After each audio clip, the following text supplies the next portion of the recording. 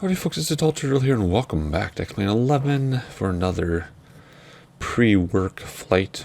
Hence my voice. I guess this is going to be the new normal for a while, so if you're not used to it already, try to get used to it, I guess. And what is that in the background? Are those like, looks like upside down pontoon holes or something weird. Anyway, we're going to slow down the pace in several ways today. We are in the default, what is this, the full thing of this, Aero-Works, Aerolite 103 Ultralight. And it is a default aircraft. People forget about it. I forgot about it as well. And we're going to fly around this little island owned by Denmark that I found called Bornholm, or Bornholm in Rønne.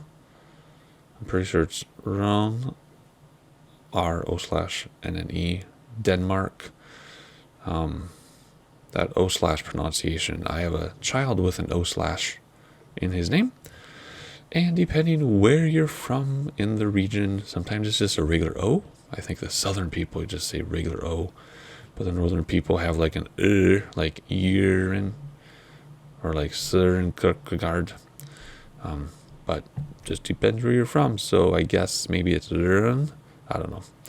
Maybe it's like, I don't know. Anyway, I'm trying my best here. Anyway, it's a little island owned by Denmark, but it's not near Denmark. It's by another country, Iceland?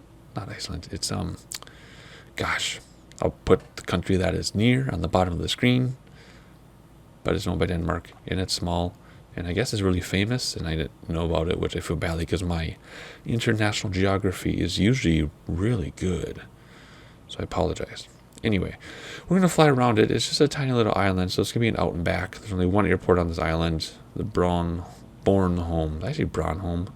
Bornholm. So we're going to take off and fly around a little bit and come back. Super duper easy VFR flight. I just want a super duper easy flight that I can do in my sleep. Although we'll probably crash land because I'm not good at landing tiny aircraft on runways because I always think I'm closer to the ground than I am. So you can see, it's just an island. We're not going to cover the whole thing because I'm not going to fly for like 2 hours, but you can see there. So kind of flat, but there's a city. We're going to fly over the city, of course, get a good look at that default European autogen. See, there's the city there. In fact, here's a good screenshot.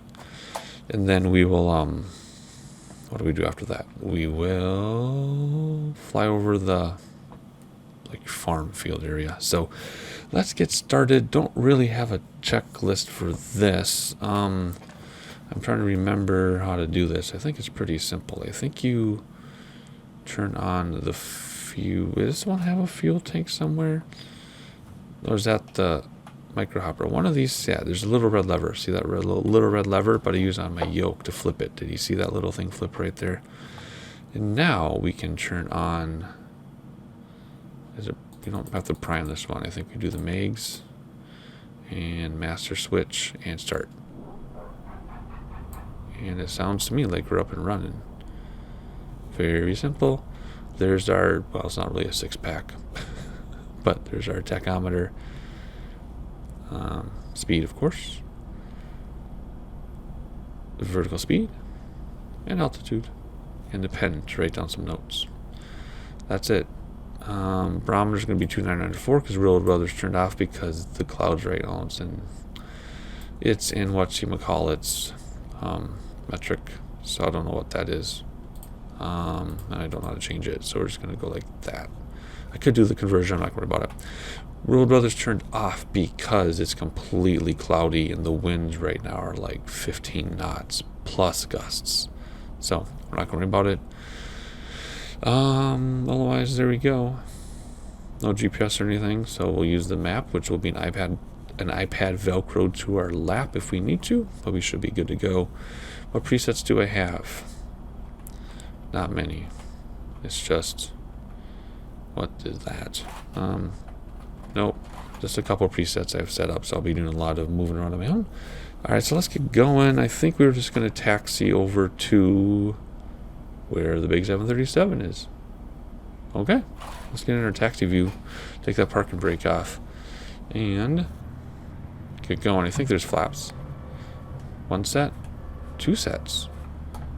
2 sets. We only need 1 set, obviously, for takeoff. Okay, here we go. Get ready. We're just gonna roly-poly on out of here. Actually, I guess roly-poly would mean we crashed and tumbled, but we're just gonna roll on through. There we go. Whoa, that's loud. Awesome sound, though. All right. Well, oh, it took itself off. I didn't touch anything. Okay, what was that? Like a 10-foot? Needed 10 feet or something. All right, let's see if I can fly this. I'm usually really bad with ultralights. My sweet spot are like the what is that thing called?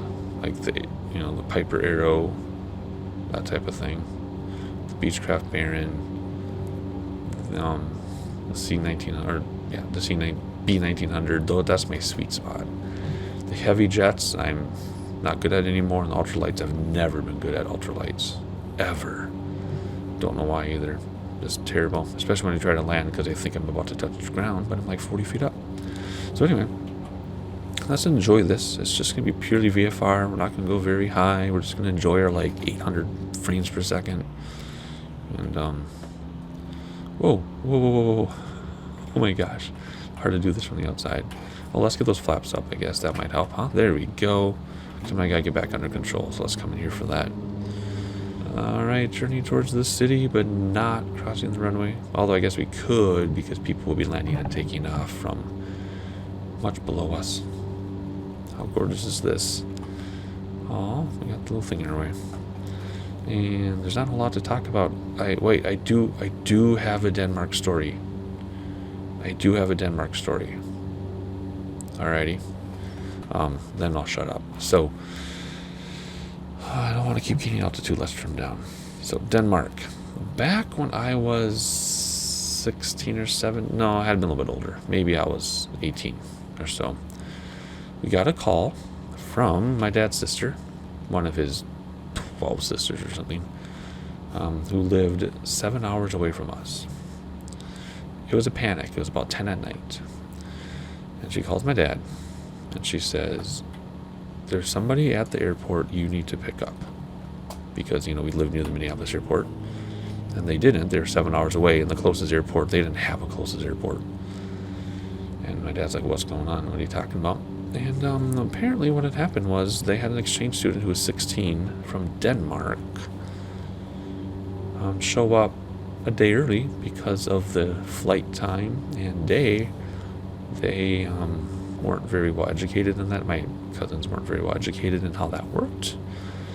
And so their exchange student for the semester was at the airport sitting there all day waiting for a ride and didn't know how to get hold of anybody, anything. This was like, what, 1992 or something? So no cell phones. Finally found my cousins in a directory somewhere. I don't know how. So my cousins called my dad. And there's this person from Denmark at the airport.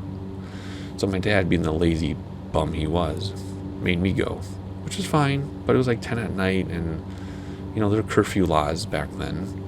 So technically, I only had like an hour to get to the airport and back and find this person, and didn't know who they were, and I was super shy and introverted. Here's going to pick up this 16-year-old girl, young woman from Denmark. I was petrified. So I go there, and I called her, actually. How did I call her? Anyway, I called the airport, and they found her and gave the phone to her. That's how things worked back then, before cell phones. So I called her, and her strong accent, I'm like asking where she's going to be, and she's like, well, I'm going to be waiting for you. I'm like, well, this airport, Minneapolis airport is one of the busiest in the region, how am I going to find you? She's like, I'll just be standing waiting. I was like, okay, well, what are you wearing? And I heard this gasp on the other end of the phone. I'm like, I don't mean it like that. I mean, I got to find you in a crowd. So show what she was wearing in her best English as possible. And drove to the airport. And what she was wearing was not what she described. But the way she was looking so out of place, I did find her immediately in this crowd of people. Stopped the car, introduced myself. And she got in the car. And it was a very awkward conversation for the next hour back to my house. I lived an hour away from that airport at the time.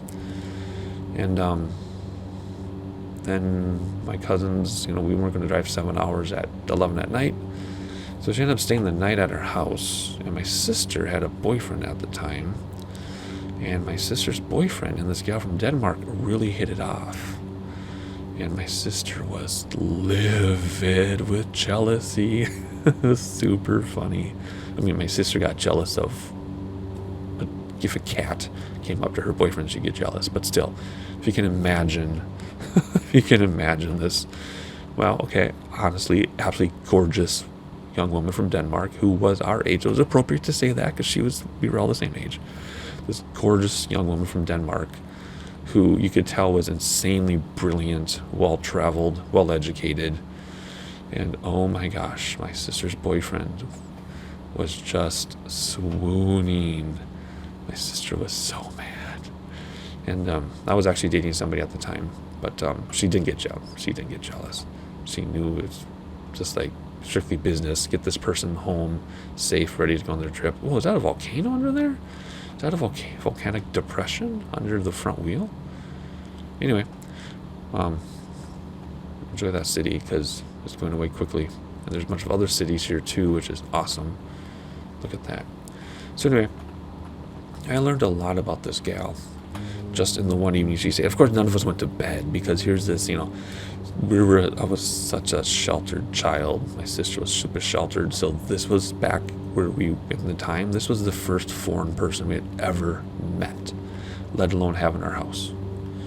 And anyway, so we were up all night. We didn't go to bed. We sat and talked to this. Plus her timing was way off. It was like middle of the next day for her. So we stayed up all night, talked to her, found out she knew 7 languages very fluently. She was required to learn 3, was it, growing up? And very well educated. At 16 years old, she knew more about the world than I know now as someone in my 40s.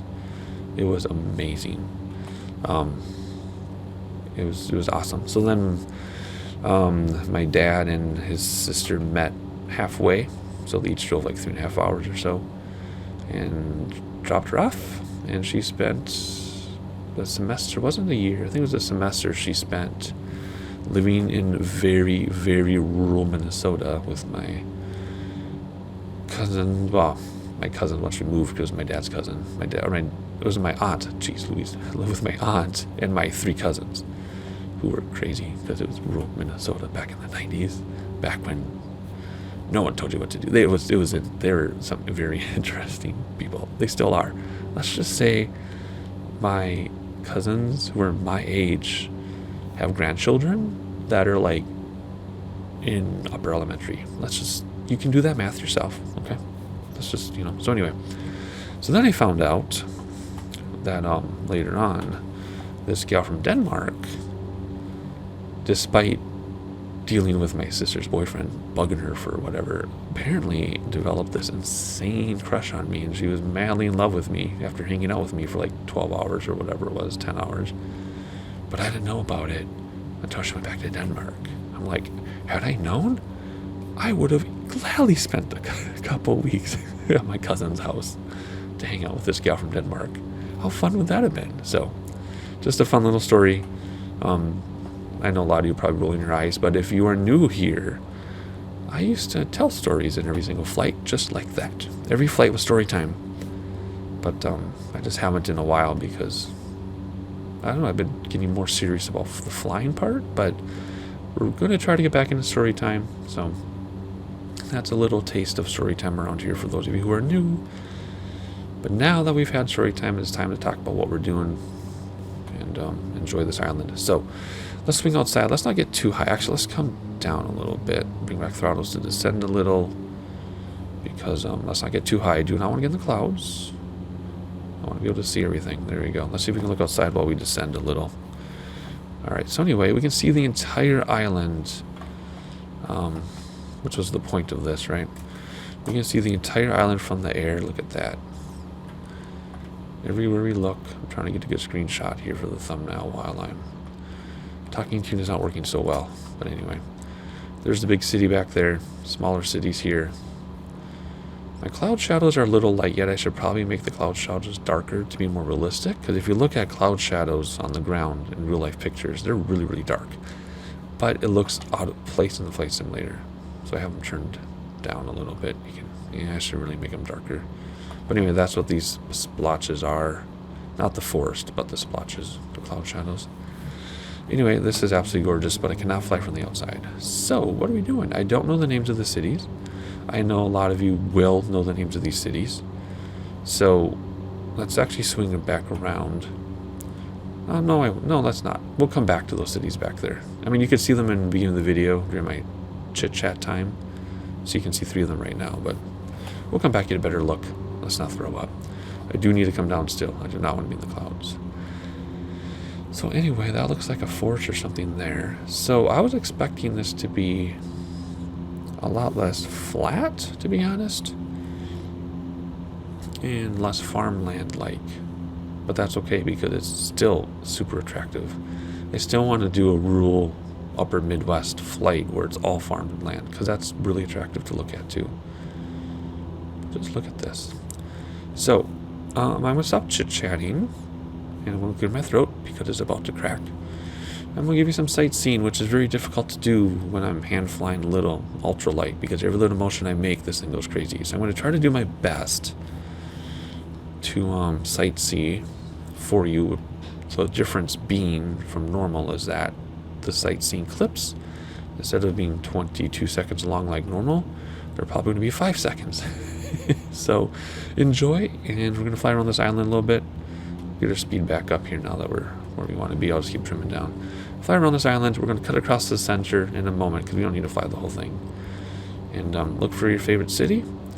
If you're from Denmark or know anything about Denmark, please leave comments below. I know we're a long way from mainland Denmark, but this is owned by Denmark. So if you're from the area, leave comments. Even if you're not from the area, leave comments. And I will check back in with you a little bit. We're ready to cut across this island. See you in a moment.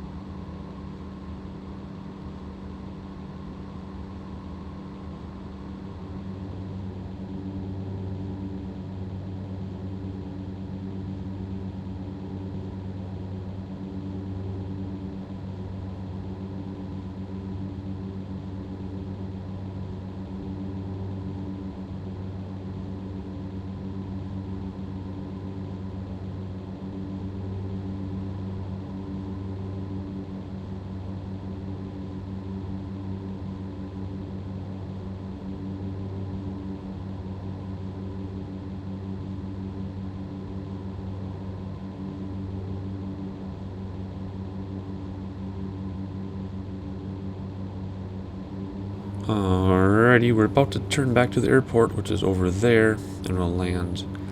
I just wanted to comment how I think it's amazing. You can see this entire island from, what is it, 3,000 feet we were at? 3,600 or 3,700. Super happy and impressed about that. So let's get ready to turn in, and let's land this thing as best as we can, and see if I can be less terrible than usual while landing in ultralight.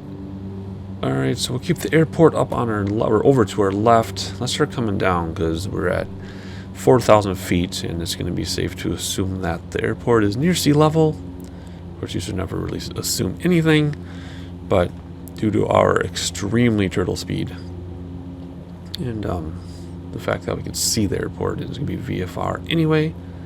Alright, let's do a better job of being parallel to the runway. I just want to, oh my gosh, we're climbing.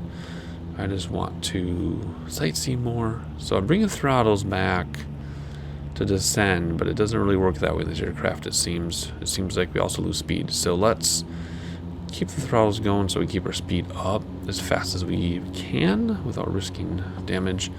And we'll just trim down to come down. I feel like we're landing a jet. This is just a little ultralight. We can move in closer to the airport. We're really treating this like we're coming in the 727, aren't we? Let's move closer to the airport. Let's keep our speed up as quickly as we can. And then we'll land this plane. Looking around at the scenery. Kind of in the foggy clouds a little bit. Oh, high noon, by the way. I never mentioned that, but we departed at high noon in the sim. Very nice. Gorgeous. I love the little towns all around. I bet at night this would look really cool too. Ooh. Was that 10,000 feet per minute we're descending? No, that's not what that is it? Oh yeah, it is. Okay, well, let's not throw up nor pass out. But we really have to come down. Let's swing by the city. Why not? Since we're here, doing a VFR flight, let's just swing by this city and have a peek while we're coming in. Just look at that. Wow. So gorgeous. Peeking our head out around the sides here. Getting wind in our face. Jeez, is this a screenshot we can have, do you think? Let's see here. Maybe that'll work. That's not that great, but anyway. Let's keep coming down. We're at 3,000 feet. Whoa. 3,000 feet. Look at the harbor out there. Just a quick little VFR swing by, and then we'll head to that airport and land. Look at that. Oh, it's so nice that they have the European Autogen. And whoa, my washing machine just decided to hit spin cycle. If you can hear that in the background, I apologize. I feel like I'm always doing laundry on Flight Simulator days. Very funny. Anyway, time to get back to business here. Let's aim for the coast, and then we'll see where that runway is. Oh, there it is. 2,500 feet. Alright, we need to get to that runway. Alrighty. Let's have one more peek outside for a couple seconds and we'll land the plane.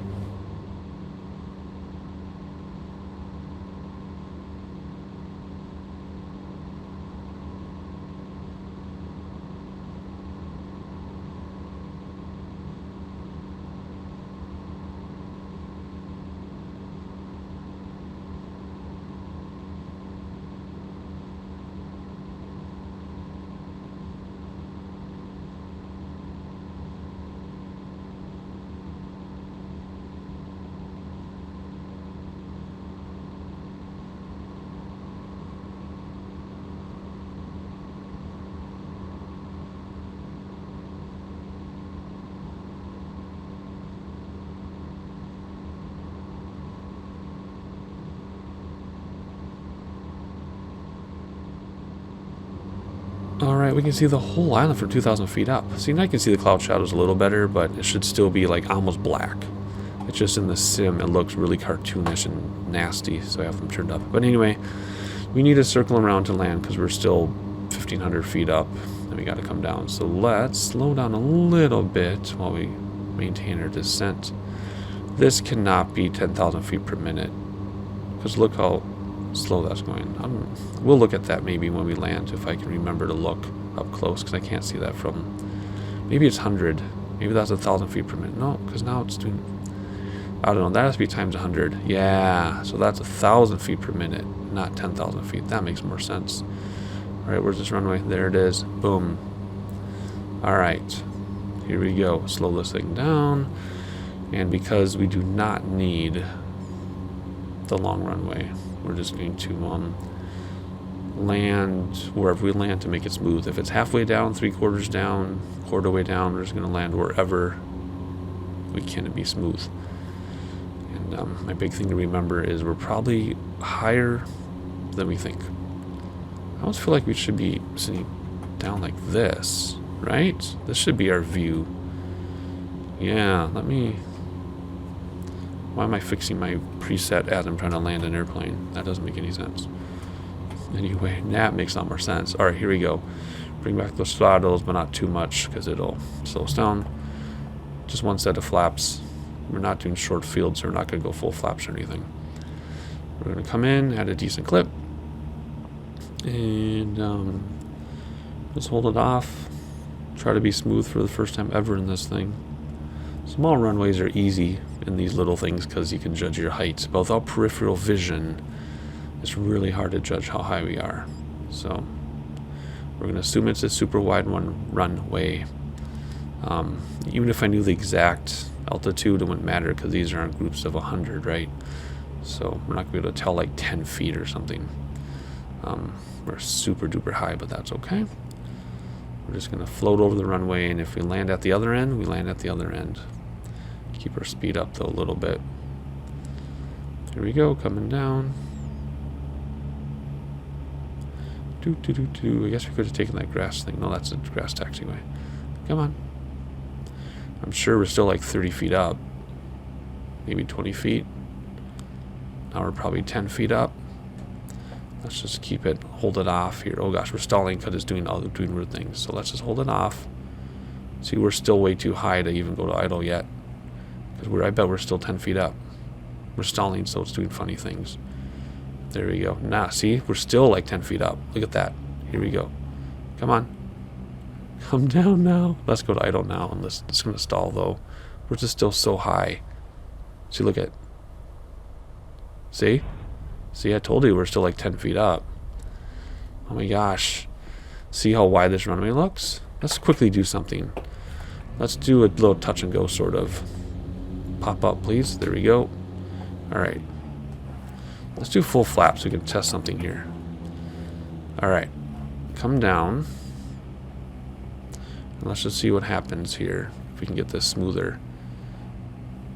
Come on. See, we're so high still. Oh, I thought, see, this thing is so hard to land. Come on. See, when it stalls, it starts doing this turn, banking. I still can't get this to be smooth on this huge runway because I cannot tell. See, look how slow we're going. And it's all because I can't tell how high we are. See? There we go. No, we're still like 5 feet up. Look at that. We're still, look at that. We're still above the runway. Oh my gosh, we were still like 10 or 15 feet up. Still. Oh my gosh. Crazy. Well, let's get out of this area here. I told you that was going to happen. Oh, well. Anyway, if we had peripheral vision, you know, we'd be able to see like this and see how high we were. But it's so hard. It's okay. It's okay. Is that a taxiway? No. That's just access to the flag. Let's keep going here. We can't go too fast. We're actually take off again. But let's do our taxi view. Maybe we'll do another little VFR in this, but we'll do on a tiny runway in some remote area of Africa or the Congo or something. You know what I mean? It'll be a lot easier.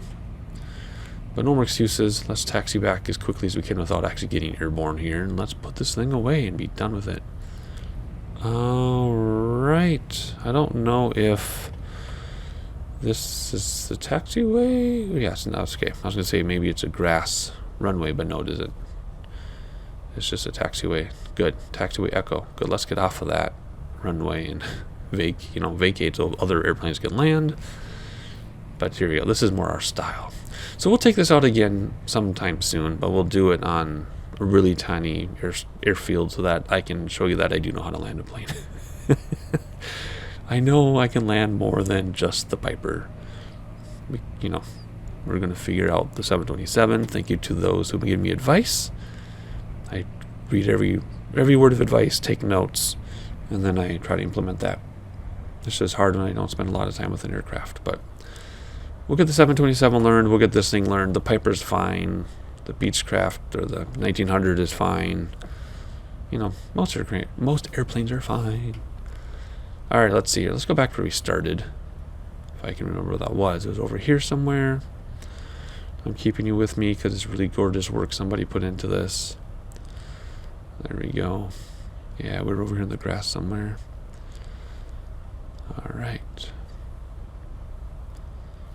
And we're going to go over to Delta Gat. Delta Gatto, the DCAT. I don't know what that means. Gat. I don't know. Anyway, we're just going to park this.